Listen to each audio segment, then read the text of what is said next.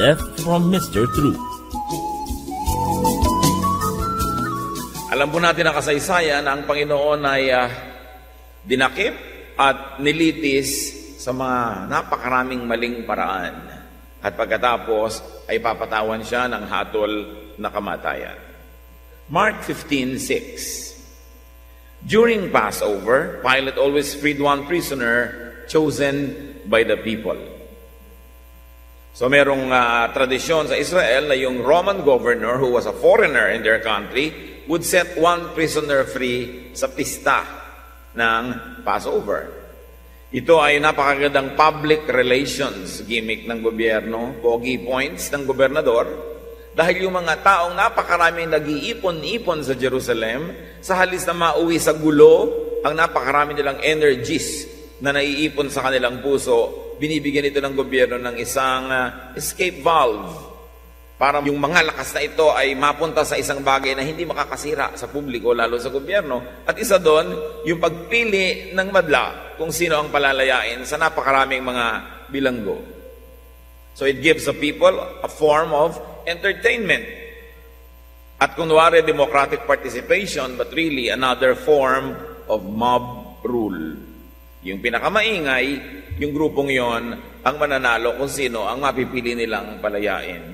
Hindi bali na kung yung mapili ay talagang makasalanan o mas makasalanan isa sa ibang hindi napili. Mark 15:7-10. And at the time, there was a prisoner named Barabbas. He and some others had been arrested for murder during a riot. The crowd now came and asked Pilate to set a prisoner free, just as he usually did. Pilate asked them, "Do you want me to free the king of the Jews?" Pilate knew that the chief priests had brought Jesus to him because they were jealous. So alam na alam ni Pilate, yung governor, na hindi naman talaga kriminal si Jesus, isinakda lang ng mga religious leaders dahil naiinggit sila. Nakakapag-miracle, maraming follower, popular, at natatabunan sila. Inakala ni Pilate na ang taong bayan ay magiging mas makatwiran kaysa sa mga religious leaders. Kaya ibinigay niya sa taong bayan ngayon ng pasya, sino ang palalayain ko? At nagsuggest pa siya, palalayain ko ba ay yung tinatawag na hari ng mga Hudyo? All that Pilate saw against Jesus was religious exoticism. Parang kakaiba naman ito, medyo weird. Siya daw ang hari ng mga Hudyo, pero hindi naman punishable by death yan. And it was really just stemming from religious jealousy. Immediately, there's a lesson for today, brothers and sisters. Beware of religious jealousy. Mga selosan, inggitan, awayan ng mga religions, religious leaders, nagsisiraan para maagaw lang ang pansin at pagsunod at katapatan ng higit na nakararaming tao. There is jealousy between and among leaders. There's also jealousy between and among members of the same sect or members of one sect against another sect. Kahit sa mga Kristiyano. Nung araw nga, nung mga bago-bagong umuusbong ang mga Bible study sa mga bansa sa gitnang silangan, pag nagkikita-kita sa supermarket, yung mga Pilipinong member ng iba-iba mga churches, hindi nagpapansinan. Nag-iisnaban pa nga, dahil ay member yan ng ganung church, ay member yan ng ganung church. At di ba kahit ngayon nangyayari yun? Member yan ganun, ay taga-ganun yan. Mali sila, tayo lang ang tama. It still happens. Mark 15:11. But the chief priest told the crowd to ask Pilate to free Barabbas. Nagsuggest na yung governor, iginiit pa rin ng mga tao na si Barabbas na confirmed criminal and terrorist, siya ang palayain. Why? Because the religious leaders chose a notorious murderer instead of Jesus. Kahit alam nila na yun ang dapat palayain ng Panginoong Jesus, pero kung malaya ang Panginoon, merong tinik sa kanilang lalamunan. May sagabal sa kanilang patuloy na paghahari-harian. So never mind that Barabbas was a confirmed criminal. The priests influenced the people to ask for Barabbas. Mark 15:12-14. Then Pilate asked the crowd, "What do you want me to do with this man you say is the king of the Jews?" They yelled, "Nail him to a cross." Pilate asked, "But what crime has he done?" Alam niyo po, ang mga Romano, napaka-legal ng pag-iisip nila. Sila ang umimbento ng napakaraming civil codes and civil laws. Kaya nga hanggang ngayon, maraming terminology sa batas in Latin, the language of ancient Rome. Dahil sila ang kilala sa pagiging sobrang mahilig sa paghahari ng batas. So Pilate asked for a rationale, for a reason. Bakit naman natin papatayin ang taong ito? Anong gagawin natin sa kanya? Kung si Barabbas ang pipiliin nyo, di automatically itong taong to mapapatay dahil pumipili kayo ng iba. Mark 15:14, "Nail him to a cross." They yelled even louder. Hindi sila nagbigay ng dahilan kung ba't gusto nilang mapatay si Jesus. Kasi wala naman talaga silang dahilan. So dinaan na lang nila sa sigaw. Kung baka sinasabi nila, basta, ang gusto namin, si Jesus ang patayin. Parang yung mga kumisang mga husband na umuwi ng gabing-gabi, tatanungin ng asawa, dahil wala naman talagang magandang dahilan, dadaanin na rin sa sigaw. Kunwari mainit ang ulot, pagod na pagod, para huwag masita. Totoo pa rin tong kwento na to. No? Dinadaan sa sigaw at ingay, pagwala sa katuwiran. Mark 15:15. Pilate wanted to please the crowd. So he set Barabbas free. Then he ordered his soldiers to beat Jesus with a whip and nail him to a cross. Si Mark kung magkwento, hindi masyadong madetalye. Parang nagmamadali ang kwento niya na pumunta sa susunod na kabanata, Kaya napaka-general ng outline niya. At kung gusto niyong may panoramic picture of what happened during Jesus' earthly ministry, read Mark. Mabilis ang mga pangyayari, madaling pagdugtong-dugtungin ang koneksyon ng mga kwento. But the other gospel writers would also introduce other details that Mark would not write. But going back to the story, this is a problem with democracy, which really means power from below. That's what democracy means. But the problem with below is not always correct.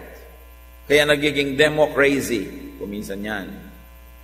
This is the problem with power that comes from the majority, because the majority is not always right. Below is not always very well informed. So Jesus was to die because a few priests manipulated the people. The people asked for his death, and the governor wanted to please the mobs. Nakikita nyo that people power could easily become just another form of mob rule.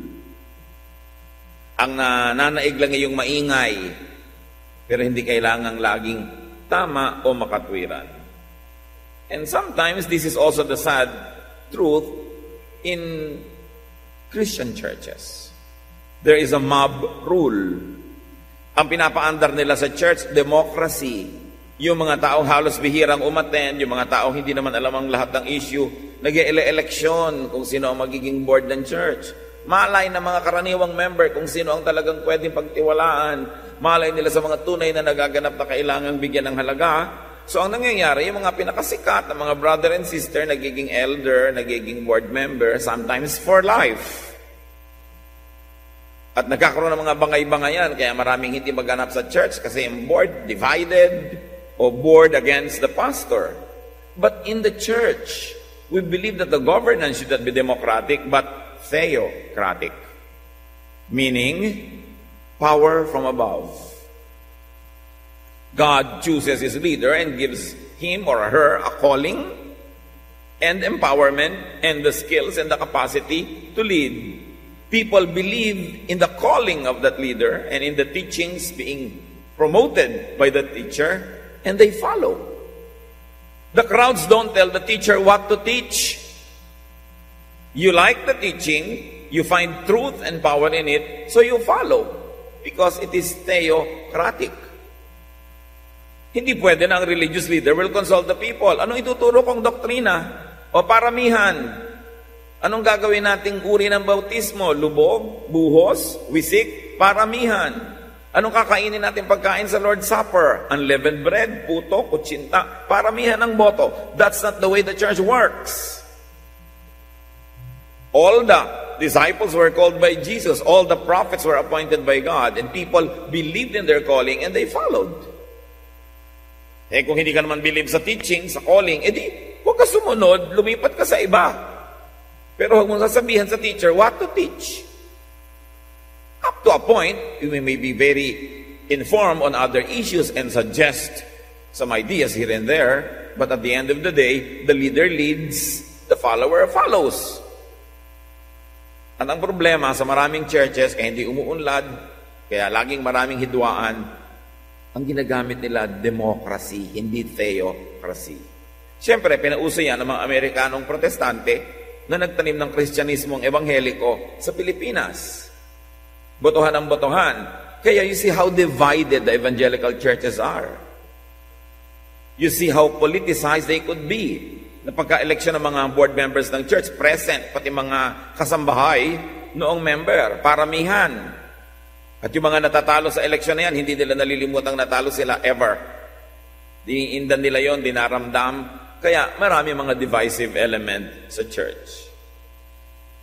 Going back to the story, and this time a parallel account from Matthew 27:19. While Pilate was judging the case, his wife sent him a message. It said, "Don't have anything to do with that innocent man. I have had nightmares because of him." Habang naglilitisan, nag-text si Mrs. Pilate, "Daddy, ang dami ko nang napanaginipan tungkol sa taong yan. Wala siyang sala. Don't mess with him. Love ya." Tapos yun ng text. So the wife was spiritually disturbed. She tried to intervene and save Pilate from divine punishment because she believed that Jesus was innocent. Matthew 27:24. Pilate saw that there was nothing he could do and that the people were starting to riot. A riot is a governor's worst nightmare, especially a riot in Jerusalem. We have always said time and again that Jerusalem was the most troublesome spot in the whole Roman Empire. The Jews were forever rioting, forever rebelling, forever fighting Rome and fighting each other. Isa sila sa mga pinakamagugulong tao sa balat ng lupa. Kaya napakahirap na assignment sa isang Roman governor na mapalagay sa Palestine, sa area na to ng mga Israelites. Kasi oras na nagkagulo doon, nababalitaan agad sa Rome dahil ang gulo sa Israel could inspire mga gulo sa ibang bansa na sakop ng Roma at baka mamaya kumalat na parang apoy, magsiklab ang mga paghihimagsik. It was a grave threat to the empire. The governor in Jerusalem is always sitting on a very hot seat. And the last thing that a governor would want is a riot. Kasi madedemote siya. Baka malipat siya sa isang maliit na barangay kung saang dulo ng imperyo bilang parusa. Think about that when you think about what Pilate did. Matthew 27:24-25. So he took some water and washed his hands in front of them and said, "I won't have anything to do with the killing of this man. You are the ones doing it." Everyone answered, "We and our families will take the blame for his death." In some versions, they say, "Let the curse fall on us and on all our families forever." So by his conviction and by his wife's prodding, Pilate essentially declared Jesus innocent. But Pilate served his own master. Governance and civil peace. Yun ang Panginoon ni Pilate. Yung kanyang posisyon at ang kanyang pananagutan sa nakatataas sa kanya na nasa Roma. A very interesting point was mentioned by this gospel writer. The people cursed themselves and their descendants. Alam naman nila kasi na wala namang kasalanan. Pero sabi nila, basta kami mananagot. Sagot namin yan, ano man ang ngit-ngit at puot ng langit, kami sasalo, pati mga kaanak-anakan at kaapu-apuhan namin. And many Bible scholars believe that in fact a curse fell on those people because they would be expelled from Palestine in AD 72. So, hindi pa nagbabago ang henerasyon, buhay pa ang lahat na nagpapako kay Jesus, yung henerasyon na yon, natunaw, nalusaw ang buong bayan ng Israel. Nag-akla sila sa Roma, natalo sila at sila lahat ay pinalayas sa Promised Land. At hindi sila nakabalik doon hanggang 1948, 1947. Ganong mga panahon. Halos 2,000 taon na hindi sila ay nakakalat sa iba-itong bansa, hindi sila isang tunay na bayan at nadagdagan pa ng Holocaust. Nung halos ay nilipol sila ni Hitler and 6 million Jews perished. At mula nang nagkaroon sila ng bayan, hanggang ngayong araw na ito, hindi pa rin sila nagkakaroon ng tunay na kapayapaan. They were always at war with their neighbors. Ang interpretation ng iba, yun ang mga patunay na tumalab ang sumpa, na sila mismo ang nagsabing sasaluhin nila. Luke 23:13-17, Pilate called together the chief priests, the leaders, and the people. He told them, you brought Jesus to me, and he said he was a troublemaker. But I have questioned him here in front of you, and I have not found him guilty of anything that you say he has done. So mas maraming detalyeng idinadagdag si Luke. Herod didn't find him guilty either and sent him back. This man doesn't deserve to be put to death. I will just have him beaten with a whip and set free. So pinagpalit-palitan ni Herod at ni Pilate ang pakikipanayam at paglilitis kay Jesus. Si Herod yung puppet king who was not an Israelite, and there was this Pilate who was the Roman governor who was neither an Israelite. But you see, both Pilate and the governor did not find Jesus guilty. It took outsiders to see clearly. And why? Because the insiders were religiously blinded. They could not see. They were manipulated by the religious leaders. They could not vote correctly because their priests were telling them who to vote for. Vote for Barabbas. Noon hanggang ngayon, nakikialam ang mga relihiyoso sa pagpili at mga halala na ganyan. Learn from the mistakes of history and from the mistakes of Israel. But Pilate would still do a pakonsuelo sa mga tao.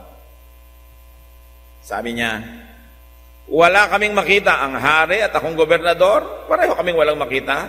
Pero kung ikasisiyan ninyo, ipabubugbog ko. At pagkatapos, palalayain ko na kasi wala naman talagang krimen. Alam na alam ni Pilate na walang crime, pero ipapabugbog pa rin niya. Para lang pagbigyan yung thirst for blood ng mga religious people na ito.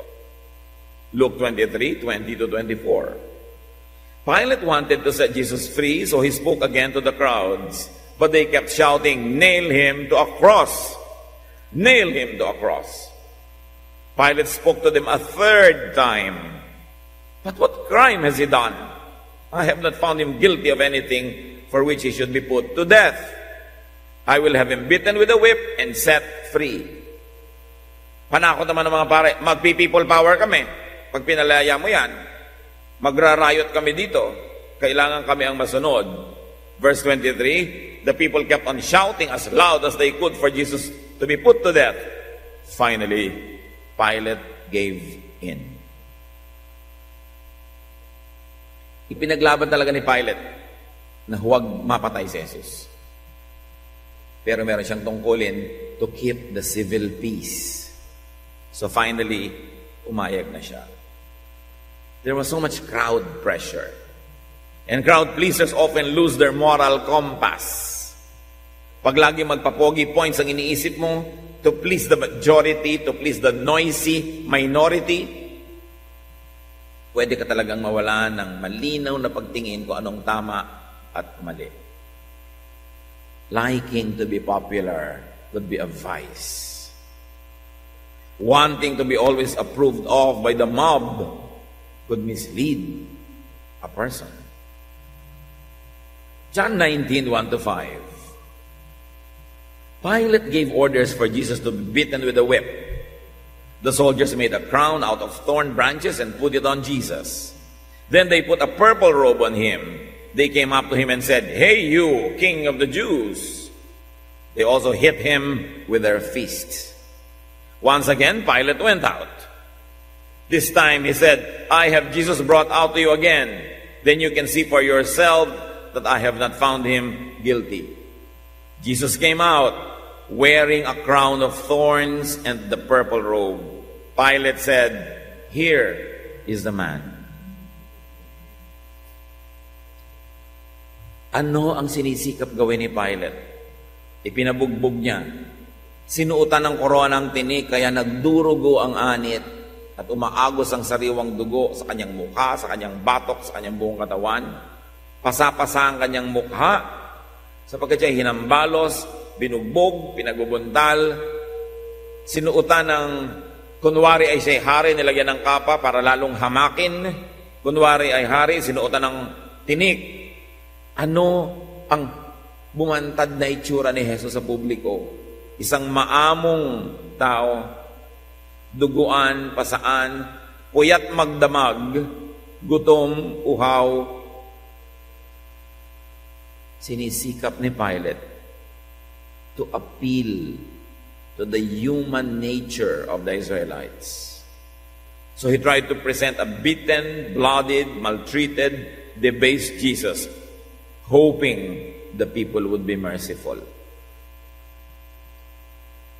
Inaasahan ni Pilate na maaawa ang tao dahil wala naman talagang kasalanan. Mabuti pa siya naawa. Isang battle-hardened military man, pagkatapos ngayon, naaawa siya kay Jesus. Iniisip ni Pilate, sa kakakabisa ng dasal ng mga taong ito, sa kada dasal nila 5 beses maghapon, sa dami ng kanilang mga pag-aaral ng scriptures nila, sa kanilang mga kaugalian, at sa kanilang laging binabanggit na sila ay mga anak ng Diyos, siguro naman mababagbag ang loob, magbabago ng isip pag nakita ang itsura nitong si Jesus na sobrang kahabag-habag. Naawa ba ang mga tao? John 19:6. When the chief priest and the temple police saw him, they yelled, "Nail him to a cross! Nail him to a cross!" Lalong ginanahan na humingi ng dugo at kamatayan yung crowd. Pilate told them, "You take him and nail him to a cross. I don't find him guilty of anything." Ano ang nakakalungkot dito? Israel's religious machine had turned the people into monsters. Sa halip na maging maawain, mahabagin, makatao, tumigas ang puso nila, naging malupit. Yun ang naituro sa kanila ng kanilang 1,000 taong relihiyon. No mercy, no reason, no righteousness. Only seething anger and hatred within. Kaya merong babaeng caught in adultery, stoned to death. Never mind that this body has nothing else to sell, that this woman had nothing else to sell but her body. No understanding, no compassion, stone her to death. Merong batang nahuling nangangahoy during Sabbath, stone to death. Puro kamatayan ang hinihingi. Whipping, lashing. This time, sa halip ng babagbag sa nila, ituloy na ito, total na simula na. Stone him or put him to death by crucifixion, which is worse. Bunga ito, mga kapatid, ng sobrang control.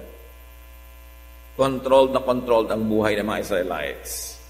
On top of the 10 commandments, you have 600 plus other commandments of the temple.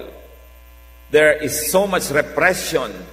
Hindi ka na pwedeng magpahayag ng tunay mo na darama. Lahat ng buhay mo, lahat ng aspeto regulated ng templo.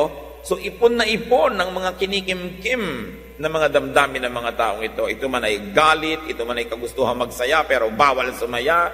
Ito man ay kagustuhang umibig, bawal ang pag-ibig na ito.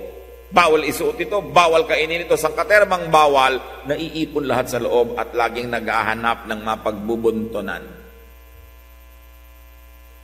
At hindi ba't ganoon ang maraming taong bigo? Bigo sa trabaho, yung asawa ang sisigawan. Yung mga anak ang pagagalitan. Natalo sa sugal, yung mga kasambahay ngayon na magdurusa dahil galit siya sa mundo. Pag ang mga tao masyadong maraming kabiguan, mga kinikimkim na mga sama ng loob, mga hindi maibulalas na damdamin, maghahanap lang yan ng mapagbubuntunan. At ang napagbubuntunan ng mga taong ito, itong kanilang public executions of Israel. But Pilate would still do a pakonsuelo sa mga tao. Sabi niya, wala kaming makita ang hari at akong gobernador, pareho kaming walang makita. Pero kung ikasisiyan ninyo, ipabubugbog ko. At pagkatapos, palalayain ko na kasi wala naman talagang krimen. Alam na alam ni Pilate na walang crime, pero ipapabugbog pa rin niya. Para lang pagbigyan yung thirst for blood ng mga religious people na ito. Luke 23:20-24. Pilate wanted to set Jesus free, so he spoke again to the crowds. But they kept shouting, "Nail him to a cross! Nail him to a cross!" Pilate spoke to them a third time. "But what crime has he done? I have not found him guilty of anything for which he should be put to death. I will have him beaten with a whip and set free." Panakot naman ng mga pare, magpi-people power kami. Pag pinalaya mo yan, magra-riot kami dito. Kailangan kami ang masunod. Verse 23, the people kept on shouting as loud as they could for Jesus to be put to death. Finally, Pilate gave in. Ipinaglaban talaga ni Pilate na huwag mapatay si Jesus. Pero meron siyang tungkulin to keep the civil peace. So finally, umayag na siya. There was so much crowd pressure. And crowd pleasers often lose their moral compass. Pag lagi magpapogi points ang iniisip mo, to please the majority, to please the noisy minority, pwede ka talagang mawala ng malinaw na pagtingin kung anong tama at mali. Liking to be popular would be a vice. Wanting to be always approved of by the mob could mislead a person. John 19:1-5. Pilate gave orders for Jesus to be beaten with a whip. The soldiers made a crown out of thorn branches and put it on Jesus. Then they put a purple robe on him. They came up to him and said, "Hey you, King of the Jews." They also hit him with their fists. Once again, Pilate went out. This time he said, "I have Jesus brought out to you again. Then you can see for yourself that I have not found him guilty." Jesus came out wearing a crown of thorns and the purple robe. Pilate said, "Here is the man." Ano ang sinisikap gawin ni Pilate? Ipinabugbog niya. Sinuutan ng koronang tinik, kaya nagdurugo ang anit at umaagos ang sariwang dugo sa kanyang mukha, sa kanyang batok, sa kanyang buong katawan. Pasapasa ang kanyang mukha, sapagkat siya hinambalos, binugbog, pinagbubuntal. Sinuutan ng, kunwari ay siya hari, nilagyan ng kapa para lalong hamakin. Kunwari ay hari, sinuutan ng tinik. Ano ang bumantad na itsura ni Jesus sa publiko? Isang maamong tao, duguan, pasaan, puyat magdamag, gutom, uhaw. Sinisikap ni Pilate to appeal to the human nature of the Israelites. So he tried to present a beaten, bloodied, maltreated, debased Jesus, hoping the people would be merciful.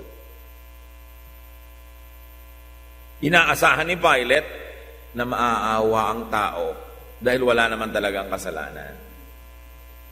Mabuti pa siya naawa. Isang battle-hardened military man. Pagkatapos ngayon, naaawa siya kay Jesus. Iniisip ni Pilate, sa kakakabisan ng dasal ng mga taong ito, sa kada dasal nila 5 beses maghapon, sa dami ng kanilang mga pag-aaral ng scriptures nila, sa kanilang mga kaugalian, at sa kanilang laging binabanggit na sila yung mga anak ng Diyos, siguro naman mababagbag ang loob, magbabago ng isip pag nakita ang itsura nitong si Jesus na sobrang kahabag-habag. Naawa ba ang mga tao?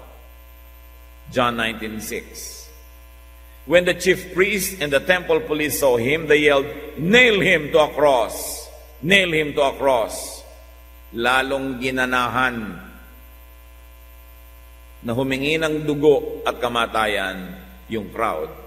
Pilate told them, "You take him and nail him to a cross. I don't find him guilty of anything."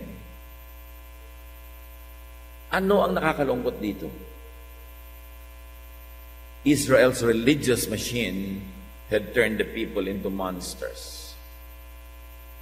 Sa halip na maging maawain, mahabagin, makatao, tumigas ang puso nila, naging malupit. Yun ang naituro sa kanila ng kanilang 1,000 taong relihiyon. No mercy, no reason, no righteousness. Only seething anger and hatred within. Kaya merong babaeng caught in adultery, stoned to death. Never mind that this body has nothing else to sell, that this woman had nothing else to sell but her body. No understanding, no compassion, stone her to death. Merong batang nahuling nangangahoy during Sabbath, stone to death. Puro kamatayan ang hinihingi.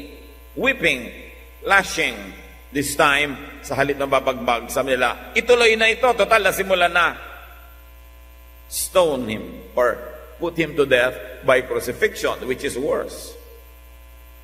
Bunga ito, mga kapatid, ng sobrang control. Controlled ang buhay ng mga Israelites. On top of the 10 commandments, you have 600 plus other commandments of the temple. There is so much repression. Hindi ka na pwedeng magpahayag ng tunay mo na darama. Lahat ng buhay mo, lahat ng aspeto regulated ng templo. So ipon na ipon ng mga kinikimkim na mga damdamin ng mga taong ito. Ito man ay galit, ito man ay kagustuhang magsaya pero bawal sumaya. Ito man ay kagustuhang umibig, bawal ang pag-ibig na ito. Bawal isuot ito, bawal kainin ito. Sangkaterbang bawal, naiipon lahat sa loob at laging naghahanap ng mapagbubuntunan. At hindi ba't ganoon ang maraming taong bigo? Bigo sa trabaho, yung asawa ang sisigawan. Yung mga anak ang pagagalitan. Natalo sa sugal, yung mga kasambahay ngayon na magdurusa dahil galit siya sa mundo. Pag ang mga tao masyadong maraming kabiguan, mga kinikimkim na mga sama ng loob, mga hindi maibulala sa damdamin, maghahanap lang yan ng mapagbubuntunan. At ang napagbubuntunan ng mga taong ito, itong kanilang public executions. Halos nga hindi ka makatingin sa dugo kuminsan, lalo sa isang taong duguan, pero sila talagang nakatitig doon sa unti-unting namamatay sa krus at pinagtatawanan pa. Kaya nyo bang bumatay ng tao na nagkasala? Hindi naman sa inyo, halimbawa, this woman is immoral, lahat ka ngayon babatuhin siya. Kaya nyo bang bumata ng tao hanggang mamatay siya? Ito ang nagawa ng relihiyon sa kanila. Dahil sa kanilang pananaw, lahat ng ginagawa nila in the name of religious righteousness is licensed by God. That they are licensed to kill. That they are licensed to be cruel and to be bad toward other people. Napakasama ng bunga ng ganyang uri ng religious orientation. John 19:6. Napakahalaga ng verse na ito. Ang linaw-linaw na sabi ni Pilate, wala namang masama. Wala ako nakitang mali. Patayin pa rin. Patayin pa rin.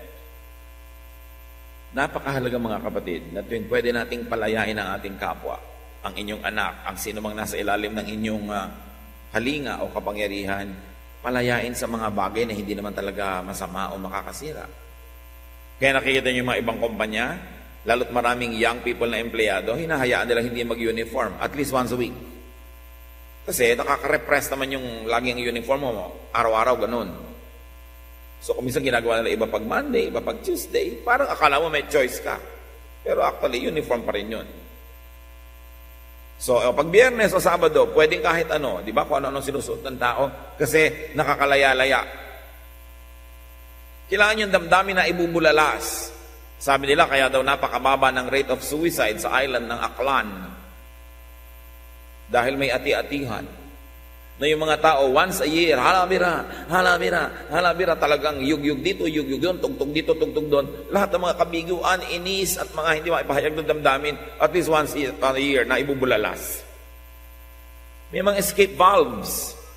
Huwag natin masyadong i-repress, i-suppress ang mga taong nasa ilalim ng ating kalinga. Nagre-rebelde lang. Kita nyo kung sino yung mga bata na sobrang nagre-rebelde sa magulang, yung pinalaking nakatungtong sa dulo ng sibat, yung pinalaking puro denumero lahat ang kilos, ine-expect ng perfection. Of course, we expect excellence and we expect righteousness from our children, but the moment you become excessive and control every aspect of their lives, it won't be too long that many of them rebel. It's not a license for rebellion, but it's a reason, at least in the point of view of those who are always forever oppressed. May isang lesson pa dito mga kapatid.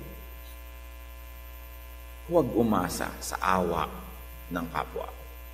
Iniasa ni Pilate sa awa ng tao yung buhay ni Jesus. It did not work.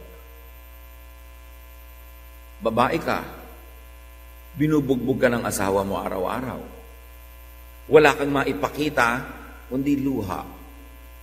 Pag nakakatatlo na at hindi tumatalabang luha mo, hindi pwede ang awa.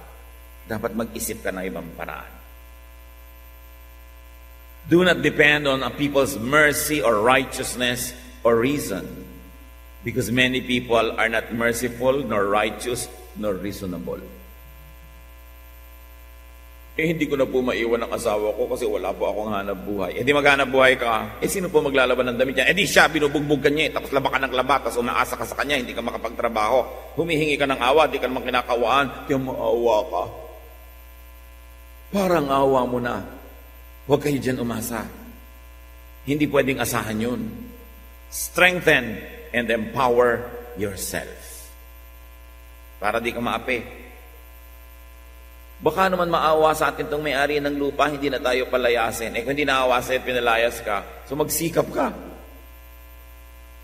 Huwag mong iasa sa habag ang buhay mo, madalas mabibigo ka, kaya may batas. Bakit may batas? Kasi ang mga tao, pag hindi mo nilagyan ng batas, mag-aasal hayop.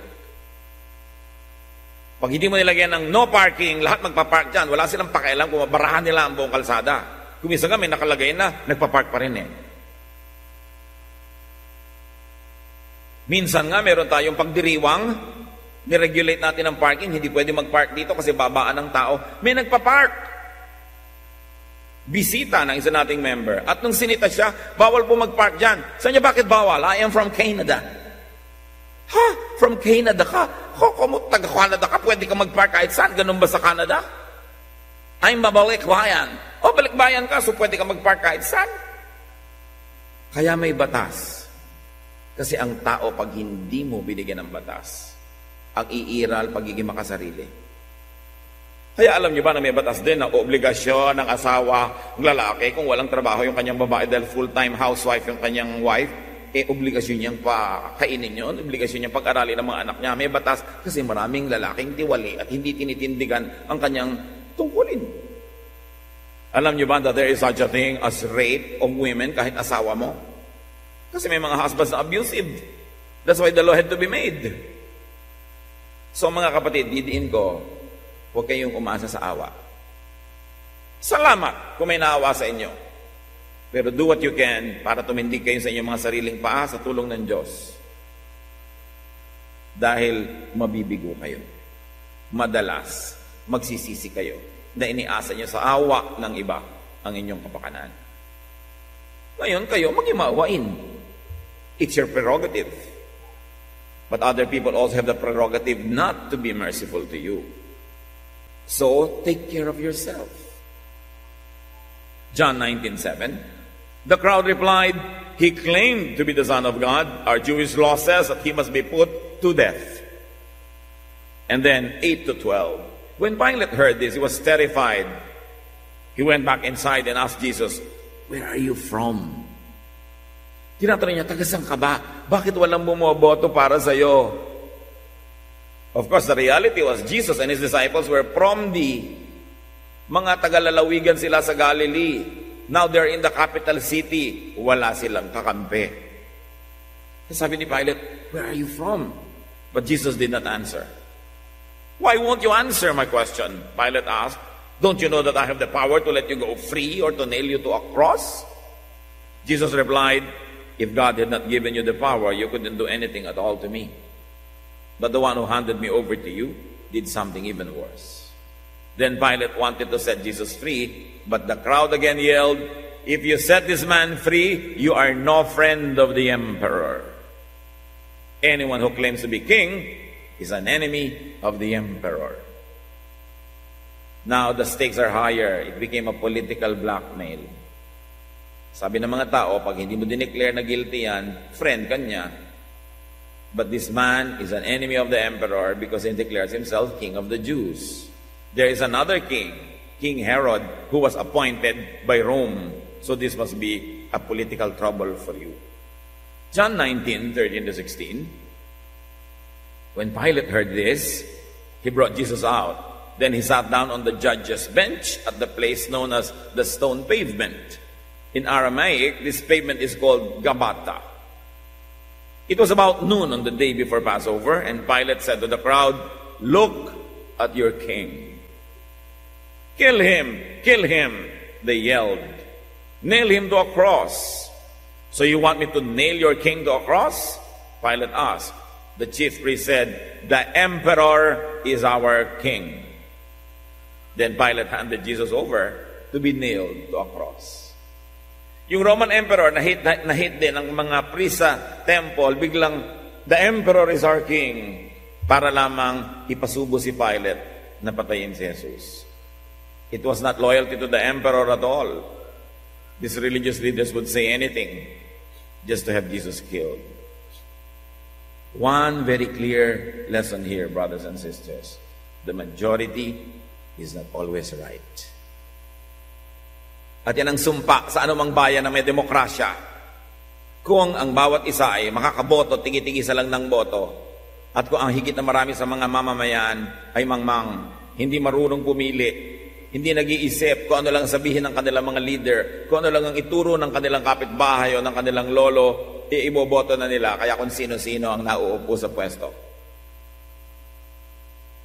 Ang demokrasi, bagay lang kung ang mga tao ay matatalino. Kung ang mga tao ay mulat, alam ang mga issue, iboboto ka dahil alam ng tao kung anong platform mo, anong gagawin mo sa environment, sa ilog, sa gubat, anong gagawin mong foreign policy. Hindi dahil maganda yung asawa mo at kanta ng kanta. Hindi dahil nagdadala ka ng mga dancer at mga artista, iboboto ka na. Talagang napakalaking salot ang demokrasya pag ang mga tao ay mangmang. Kaya dapat the people should be educated so they could choose wisely. So be careful about being manipulated by others. At kung hindi ko mo nakasuot ng religious costume yung nagmamanipulate, tama na siya. You see this very clearly in the story. And you will keep seeing this again and again. Be careful not to do wrong, as to curse your own life or that of your family and descendants. Don't make the next generation pay for the sins of their fathers. Meron tayong pananagutan sa mga susunod na mga saling lahi na mag-iwan ng magandang halimbawa, mag-iwan ng pagpapala, hindi ng sumpa. Magpakatino tayo sa buhay. So there was death for Mr. Truth. But let's fast forward to today. How often do we kill truth? Ang daling isipin na mali ang ginawa ni Pilate at ng mga tao, pero kung ating tunay na bubuksan ang ating mga mata, nangyayari rin ngayon na tayo yung nagiging Pilate. Nagbubulag-bulagan tayo sa totoo dahil gusto nating maging popular. We want to be liked. We like to please our mob, whoever or whatever that mob is. So how do we do a Pilate? Alam mo na yung kapatid mo gumagawa ng mali, pinagtatakpan mo sa magulang mo. Parang gano'n na rin yun. Alam mo na mali yung isang tao, pero dahil may kapangyarihan siya o may kailangan ka sa kanya, hinahayaan mo siyang gawin yung mali. You're doing a pilot. Do you think the pilot is only one person? No. There could be a pilot in each one of us. Kaya mahalagang suriin ang kasaysayan. Hindi lang para tingnan ito as ancient history, as religious story, but as a universal truth that we could all learn from. How do we know the truth but live in the lie? Alam ang totoo, pero nabubuhay sa mali. Do not let religious piety make you a blind follower or an unkind and a cruel person because of your religious convictions. At meron pa ditong mga katulad siguro ng ilan sa atin, victims of Pilate and the mob. Parang tayo yung si Jesus. Sa isang maliit na paraan, ikaw yung tama, ikaw yung gumagawa ng mahusay at mabuti, ikaw pa yung napapahamak. Ikaw pa yung nababaligtad. Sino man ang ganyan ang kalagayan, take heart that Jesus rose above that death. That you can rest in Jesus because Jesus understands you. If you are suffering for being truthful, if you are suffering for the truth, Jesus is your friend. You are on the same side. So don't ever feel alone. Continue to live by the truth, to stand for the truth, because Jesus is on your side. And like Jesus resurrected, Jesus will resurrect you and your cause and your truth, because truth prevails. Kailanman hindi natatalo ng dilim ang liwanag. Kahit napakadilim na kwarto, magsindi ka lang ng isang maliit na posporo, nagiging napakaliwanag na. Mas madilim, mas lumiliwanag ang kaprasong liwanag. So huwag tayong masisiraan ng loob kung tayo kuminsan ay nagmimistulang si Jesus, hinahatulan ng mali, nagdurusa sa paggawa ng tama, because hindi si Pilate ang judge natin. Ang judge natin, ang Panginoon sa langit. Alam niya ang totoo. Alam niya kung sino gumagawa ng mali. Patuloy tayong magpakatotoo, gumawa ng tama, anuman ang sinasabi ng iba. Ang mahalaga, nakakaharap ka sa iyong konsyensya at sa Diyos bago ka matulog at alam mo, nabubuhay ka sa katotohanan. Huwag nating susundin yung nakararami o sino man kung alam nating mali. Huwag tayong matakot manindigan para sa tama dahil si Jesus ay nanindigan. At alam naman natin kung sino ang nagwagi. Be on the winning side. Do not be on the side of those people who curse themselves and up to now suffer. Do not be on the side of Pilate, who had to be ashamed of this act all his life and probably in all eternity. Be on the side of Jesus. The inconvenience is temporary. The reward from the glory of God for those who are truthful is forever. Ama namin, tingnan niyo nga po ang aming buhay. At ang unang-unay dinadalangin namin kung may mga kapatiran kami, Panginoon, na nagdurusa dahil sa pagiging totoo, tama, at nahuhusgahan pa. Bigyan niyo kami ng lakas ng loob, Panginoon, na huwag magpadala sa mali para na lang kami matanggap ng iba. Turuan niyo kami sa aming paninindigan, huwag naman kami maging self-righteous, just righteous. Huwag kami maging judgmental tulad ng mga religious leaders na yon. At ang dalangin namin, Panginoon, huwag kami mga tulad ni Pilate na maging sunod-sunuran sa kagustuhan ng marami. Huwag lalo kami maging tulad ng mga religious leaders na alam ng mali, nangunguna pa para imali ang mga sumusunod. At turuan mo kaming huwag matulad dun sa mga taong bayan na bulag na sumunod lang kahit hindi na nila sinuri yung buong argumento. Teach us, Lord, to value truth because you are truth. And truth sets free. Patuloy tayong magbulay-bulay, mga kapatid, sumandali, hanapan pa ng mga personal application ang katotohanan na ito, na bagamat naganap yung kwento noon, pero totoo pa rin ang diwa hanggang ngayon. Lord, teach us, touch us, so we may benefit and we may be empowered by this story.